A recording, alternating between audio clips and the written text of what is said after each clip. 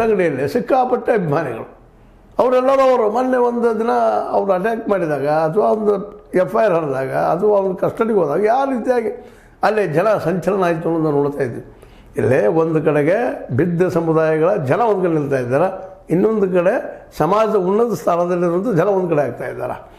ಇವ್ರ ಕಡೆ ಏನಾಗ್ತದೆ ಅಂದರೆ BJP ಅಥವಾ RSS ಒಲವು ತೋರಿಸ್ತಾ ಇದ್ದಾರೆ.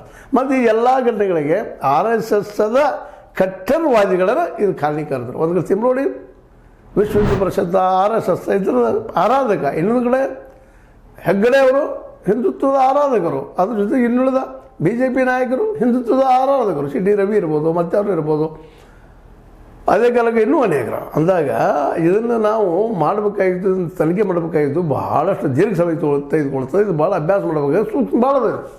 ಹೌದು, ದೂರದಾರಿನೂ ಹೇಳಿದ 1000 ಹೋಗ್ತಾನೆ, 200 ಹೋಗ್ತಾನೆ, 300 ಹೋಗ್ತಾನೆ, ಹೋದ ನಾನು ಹೋಗ್ಯಾವ. ಹೌದು, ಈ ಕೆಲಸ ಅವ್ರು ಮಾಡಿದ್ದು ನಿಜಾನ, ಸುಳ್ಳಿನಲ್ಲ.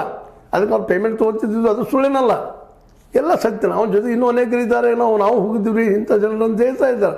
ಅನೇಕ ಹೆಣ್ಮಕ್ಳು ನಾವು ಹೋಗಿದ್ದೀವಿ ಅಂತ ಈಗಾಗಲೇ ಒಪ್ಕೊಂಡಿದ್ದಾರೆ ಅವರು. ಅನೇಕ ಈಗಾಗಲೇ ಮೀಡಿಯಾದಲ್ಲಿ ಹರಿದಾಡ್ತಾ ಇದ್ದಾವೆಲ್ಲ ಸೋಷಿಯಲ್ ಮೀಡಿಯಾದಲ್ಲೇ. ಅಂದಾಗ ಇದ್ರ ಹಿಂದೆ ಯಾರಪ್ಪ, ಯಾವ ಹೆಣ್ಮಕ್ಳು ಅವ್ರದ್ದು ಯಾರ್ದಾಯ್ತು, ಯಾರ್ದಾರ, ಅದು ಜಮೀನು ಯಾರ್ದು ಹೋತು, ಎಲ್ಲಿ ಹೋತು, ಹೆಂಗೆ ಹೋತು, ಅದು ಅದೇ ಕಾಲಕ್ಕೆ ಎಷ್ಟು ಜನ ಜಮೀನಿಗೆ ಅಲ್ಲಿ ಸತ್ತರು, ಅಲ್ಲಿಯ ಯಜಮಾನರು ಅಥವಾ ಆ ಭೂಮಿಯ ಮಾಲಕರು ಅನ್ನೋದು ಅಷ್ಟೇ ಮುಖ್ಯದ. ಅವೆಲ್ಲ ಹೊರಬರ್ಬೇಕಲ್ರಿ. ಅನ್ಯಾಯಕ್ಕೊಳಗಾದವ್ರು ಯಾರು ಮಾಡಿದ್ದಾರೆ, ಅನ್ಯಾಯದ ಹಿಂದೆ ಯಾರಿದಾರ, ಅನ್ಯಾಯ ಯಾಕೆ ಮಾಡಿದರು, ಇವೆಲ್ಲರೂ ಇವತ್ತು ಹೊರಬರ್ಬೇಕಾಗಿದೆ. ಅದಕ್ಕೆ ತನಿಖೆಗೆ ಅಡ್ಡ ಬರುವಂಥ ಕೆಲಸ ಯಾರಿಂದೂ ಆಗಬಾರ್ದು. ಮತ್ತು NIA ಕೇಂದ್ರದೈತಿ, ಇದು SIT ರಾಜ್ಯದ ಯಾವುದಿರಲಿ ಸತ್ಯ ಹೇಳ್ಬೇಕಲ್ರಿ ಅಲ್ಲಿ ಯಾರಾದರೂ.